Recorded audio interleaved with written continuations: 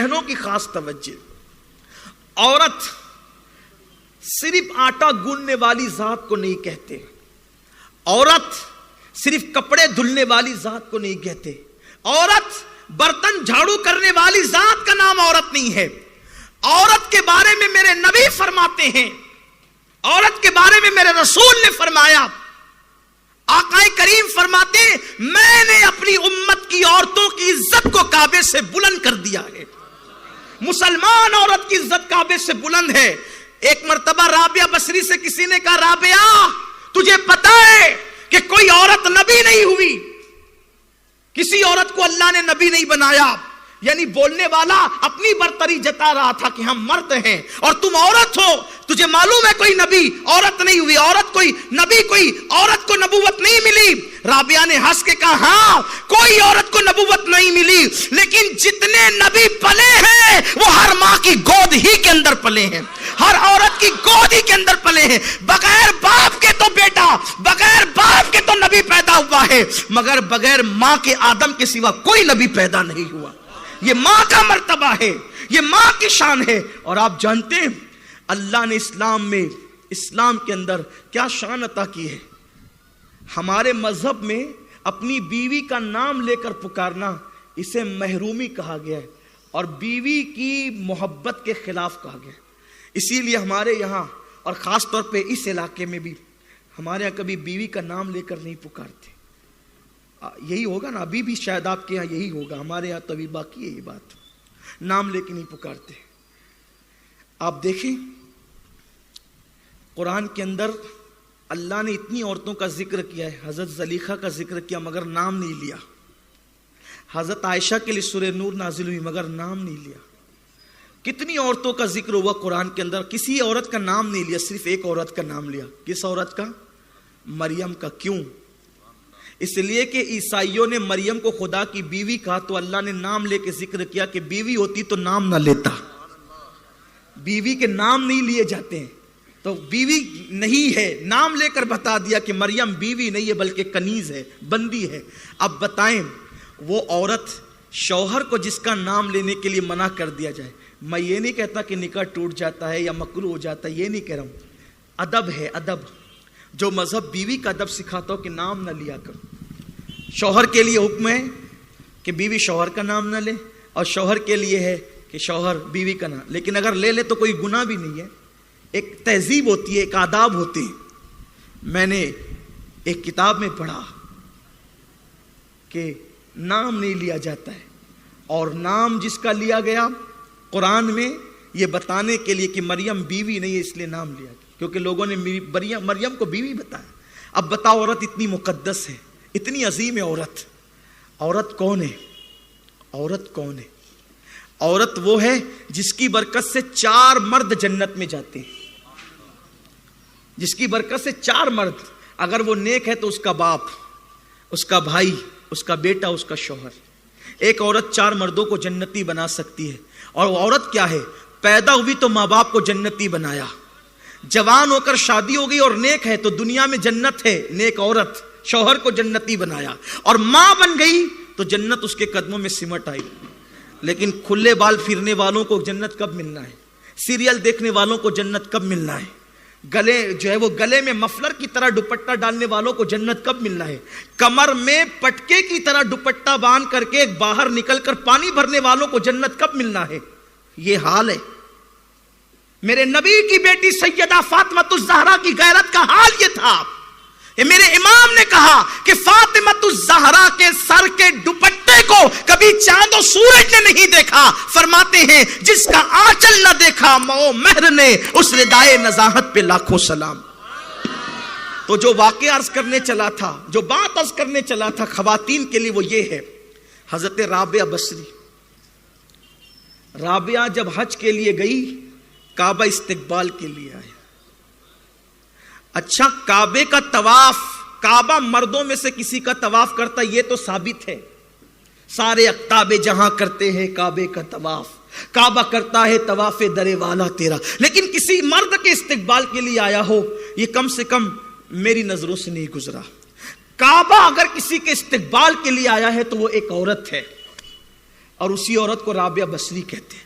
اور رابعہ کعبے کو دیکھ کر بھی خوش نہیں ہوتی بلکہ کہتی ہے اے کعبہ تو کیوں چلا آیا؟ میں تجھے نہیں بلکہ تیرے رب کا دیدار کرنے آئی.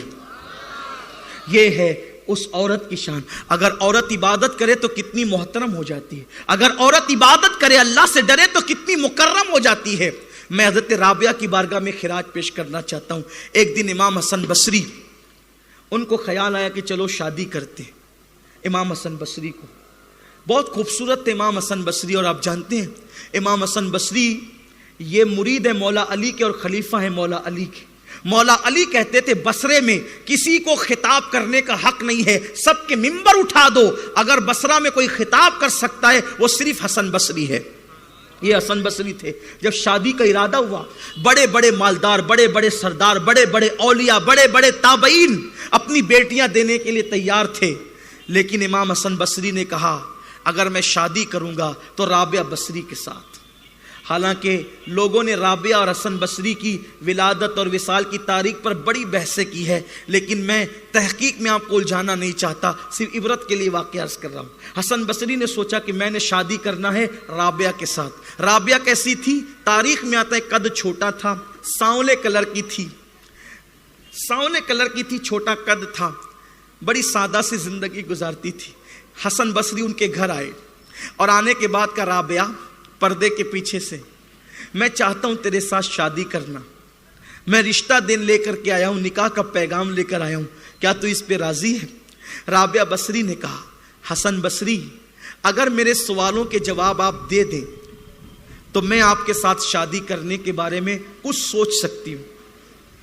میرے چند سوال ہیں, اس کا جواب دے دیں. امام حسن بصری نے سوچا ہوگا ایک عورت ہے رابعہ, آخر وہ مجھ سے کیا سوال کر سکتی ہے. حسن بصری تو بہت بڑے عالم تھے, بہت بڑے فقیہ تھے, بہت بڑے محدث تھے, بہت بڑے تابعین تھے, خیر التابعین کہا گیا. غوث پاک کے پیروں میں ان کا نام آتا ہے, غریب نواز کے پیروں میں ان کا نام آتا ہے, جن کو حسن بصری کہتے ہیں. یہ امام حسن بصری ہے. امام حسن بصری نے کہا رابعہ تیرا سوال کیا ہے؟ رابعہ بصری نے کہا عورتوں کی سوچ کیا تھی, دیکھو کتنی مقدس تھی عورتیں اس زمانے میں, کیونکہ عورتیں سیریل دیکھ کر نہیں جیتی تھی, اس وقت تو سیریل تو تھے ہی نہیں, وہ تو قرآن کی تلاوت کے سائے میں جیتی تھی, وہ سیدہ فاطمہ کے کردار کے سائے میں جیتی تھی.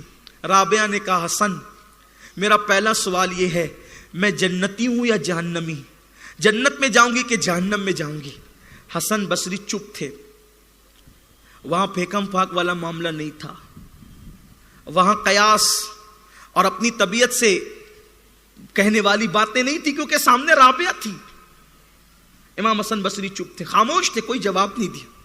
ابھی پہلا ہی سوال کا جواب نہیں پایا تو دوسرا سوال کیا, حسن بصری بتاؤ قیامت کے دن حدیث پاک میں آتا ہے کہ لوگوں کا نامہ اعمال یا تو سیدھے ہاتھ میں دیا جائے گا یا تو الٹے ہاتھ میں. جس کے سیدھے ہاتھ میں دیا جائے گا وہ جنت میں جائے گا, جس کے الٹے ہاتھ میں دیا جائے گا وہ جہنم میں جائے گا. تو بتاؤ میرا نامہ اعمال میرے سیدھے ہاتھ میں دیا جائے گا کہ الٹے ہاتھ میں؟ حسن بصری چپ تھے. پھر رابعہ نے فوراً تیسرا سوال کر دیا, پل صراط سے سب کو گزرنا ہوگا, کوئی ایسا نہیں ہوگا جس کو پل صراط سے گزرنا نہ ہو. کچھ لوگ بجلی کی طرح گزر جائیں گے, کچھ لوگ کٹ کٹ کے جہنم میں گر جائیں گے. بتاؤ حسن بصری رابعہ پار لگے گی یا کٹ کے گرے گی؟ حسن بصری چپ تھے. رابعہ نے کہا بولو جواب کیوں نہیں دیتے؟ میرے تینوں سوال کا جواب مجھے چاہیے. شادی کرنے آئے ہو نا, نکاح کا پیغام لے کر آئے ہو, بتاؤ. امام حسن بصری کو جب زور دیا تو کہنے لگے رابعہ تو تیرے بارے میں پوچھ رہی ہے کہ تو جنتی ہے کہ جہنمی, پورے یقین سے تو مجھے بھی نہیں پتا ہے کہ میں جنتی ہوں یا جہنمی. امید کرتا ہوں جنت ملے گی, لیکن ڈرتا بھی ہوں کہ اگر وہ جہنم میں ڈال دے تو کون کیا کر لے گا. میں کوئی یقین سے بات نہیں کہہ سکتا, اور مجھے میرے بارے میں نہیں پتا کہ میرا نامہ اعمال سیدھے ہاتھ میں ہوگا کہ الٹے ہاتھ میں, تو میں تیرے بارے میں کیا کہوں. مجھے میرے بارے میں نہیں پتا کہ پل صراط سے میں پار لگوں گا یا کٹ کے گروں گا, میں تیرے بارے میں یقین سے کیا کروں. امید کر سکتے ہیں, یقین نہیں.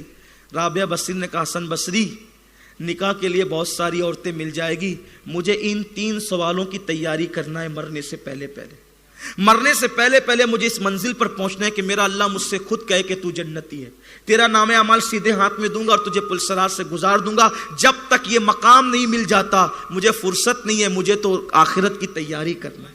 یہ سوچ تھی عورتوں کی. اور جب یہ سوچ کے ساتھ جیتی ہے تو شان کیا ہوتی ہے. جب رابعہ کا انتقال ہو گیا, قبر میں رکھ دی گئی, بڑے بڑے اولیاء اور اقطاب جنازے میں شریک ہوئے, آنکھیں بند کر کے کشف سے مراقبہ کیا کہ یہ بڑھیا پوری رات عبادت کرتی تھی اور بہت عبادت کی اس نے, ذرا دیکھیں تو اس کی قبر میں حال کیا ہے. تو دیکھا کہ رابعہ کی قبر میں نکیرین آئے, فرشتے آئے, اب پوچھا مر ربو کے, تیرا رب کون ہے؟ تو رابعہ نے کہا میں تو بندی ہوں, سچ بھی بول سکتی ہوں اور جھوٹ بھی بول سکتی ہوں, مجھ سے کیا پوچھتے ہو کہ میرا رب کون ہے؟ اللہ سے پوچھو کہ رابعہ کون ہے, اللہ سے پوچھو. وہ اولیاء ہنس پڑے کہ جب بندہ خدا کو منا لیتا ہے تو قبر میں بھی پھر اس لہجے سے گفتگو کرتا ہے کہ اللہ سے پوچھو کہ رابعہ کون ہے. یہ منزلیں ملتی ہیں. عورت اس منزل پر پہنچ گئی عبادت کر کے. اور میری قوم کی عورتیں ابھی یہی سوچ رہی ہے عورت کا مطلب برتن اور جھاڑو, کب تک برتن جھاڑو کی بات کرتی رہو گی؟ ذرا آخرت کی بات کر. گرم گرم روٹیاں سب کو کھلایا, سب کو پلایا, سب کے کپڑے دھلے, مر جاؤ گی لوگ قبر پہ فاتحہ پڑھنے بھی نہیں آئیں.